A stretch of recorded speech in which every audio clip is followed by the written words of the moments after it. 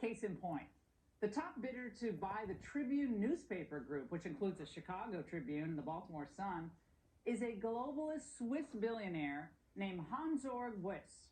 Now, what should you know about him? Why is he important? Well, for starters, Wyss is a longtime friend of the Clintons and a liberal megadonor who's given hundreds of millions to advance left-wing causes. But perhaps his most insidious venture is something called the Hub Project, which the New York Times describes as a sophisticated behind-the-scenes operation that attacked Republicans and promoted Democratic causes. The Hub Project is housed within two nonprofits managed by the notorious liberal dark money group Arabella Advisors. Now, one of those nonprofits, called the 1630 Fund, has gotten at least $10.8 million from Wyss's foundation. Of course, the 1630 Fund is most notable for funding honest and reputable organizations like the Lincoln Project. Remember those guys? The 1630 Fund also gave money to a pro-Biden super PAC. So Wyss's foundation swears up and down, though, that none of its money went toward political campaigns. Now, why? Because it's unclear if he's a U.S. citizen, and it's illegal for foreign nationals without green cards to donate to political campaigns.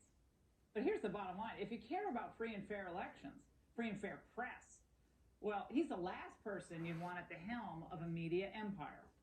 Dinesh D'Souza is an author, filmmaker, and host of the Dinesh D'Souza podcast. Dinesh, from Bezos to Mr. Wyss, it seems like left-wing billionaires are just buying up struggling media conglomerates. So what's the end goal here? Well, we're returning, I think, to an earlier age where these newspapers would have wealthy patrons, and the patrons are not doing it because they want to make money. They're doing it because they want to push an agenda.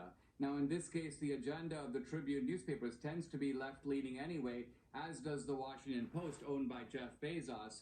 So I think for these billionaires, it's kind of a vanity project. It's also a way to push their ideological agenda.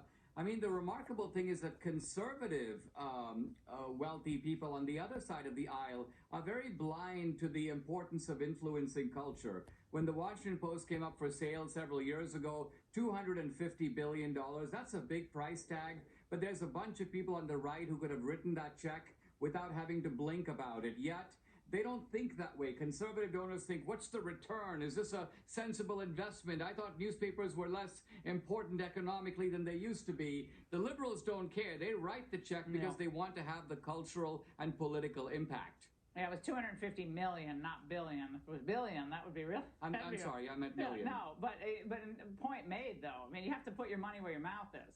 I mean, they actually think it's important to control the media. And so, for the most part, they dominate the media and